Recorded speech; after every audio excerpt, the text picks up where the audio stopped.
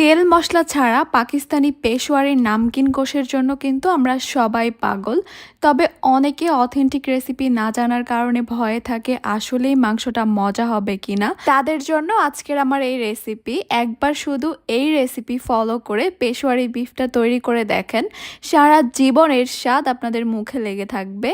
আসসালামু আলাইকুম everyone, welcome to Apsara's mini kitchen. Peshawari গোশ বা পেশোয়ারি বিফ রান্না করার জন্য আজকে আমি এখানে নিয়েছি 1 কেজি পরিমাণ গরুর মাংস।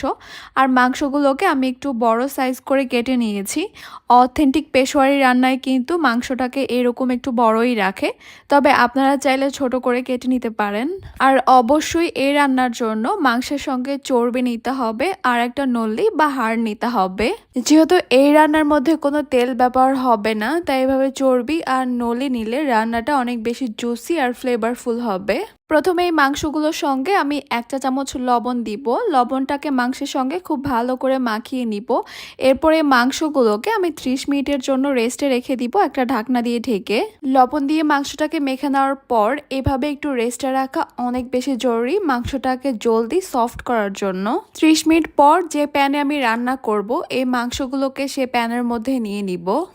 এরপর এখানে দিয়ে দিব আমি কয়েক টুকরো আলুগুলোকে আমি একটু বড় করে কেটেছি।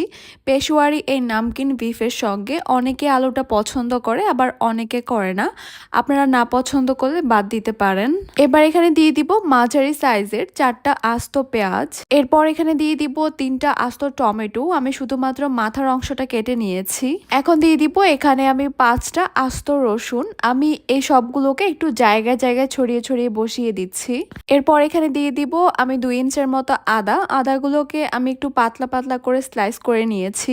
এরপর এখানে যাবে 4টা আস্ত বোম্বাই মরিচ বা নাগা মরিচ। আস্ত দেওয়ার কারণে একদমই ঝাল হবে না, তবে অনেক সুন্দর ফ্লেভার বের হবে।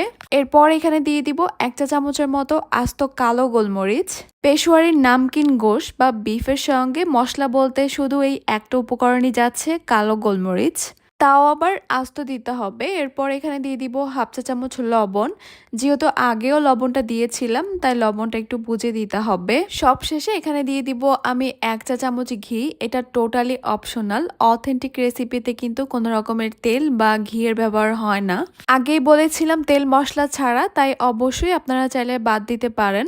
তবে এই পেশোয়ারির নামকিন গোশের সঙ্গে ঘিয়ের ফ্লেভারটা আমার কাছে অনেক বেশি ভালো লাগে, তাই আমি দিয়েছি। যতই বলেন না কেন, বাঙালির মন বলে কথা।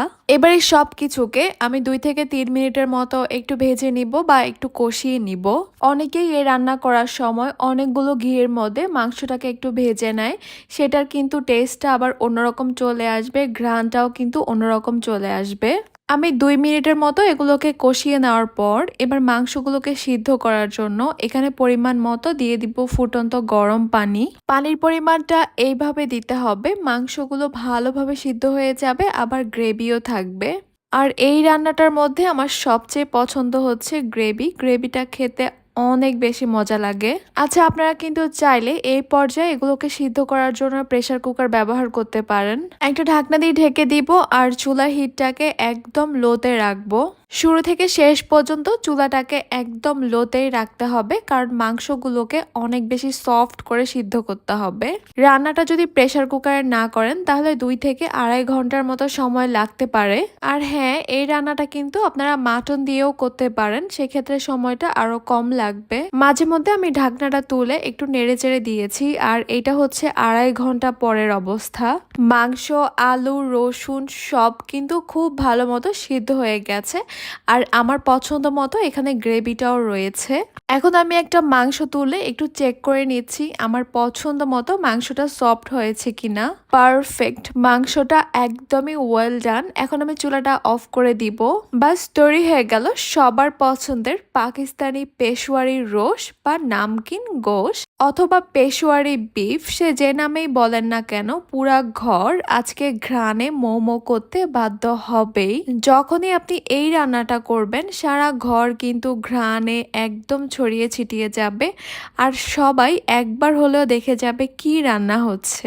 এটার স্বাদ সম্পর্কে আমি আপনাদেরকে যতই বলবো কম হয়ে যাবে, আপনাদেরকে অবশ্যই একবার বাসায় ট্রাই করে দেখতে হবে। আর আমার কাছে মনে হয় এই রান্নাটা সবচেয়ে বেশি মজা হয় কুরবানির মাংস দিয়ে, তাই এইবার ঈদে অবশ্যই এই রেসিপিটি একবার হলেও ট্রাই করবেন। আমি একদমই সহজভাবে আজকে পেশোয়ারি বিফের রেসিপিটি আপনাদের সঙ্গে শেয়ার করার চেষ্টা করেছি। আশা করছি আমার আজকের রেসিপি আপনাদের কাছে খুবই ভালো লেগেছে আর সহজও লেগেছে। তাহলে আজকে এই পর্যন্তই। সবাই অনেক বেশি ভালো থাকবেন, সুস্থ থাকবেন, সবাই সবার জন্য দোয়া করবেন। আল্লাহ হাফেজ।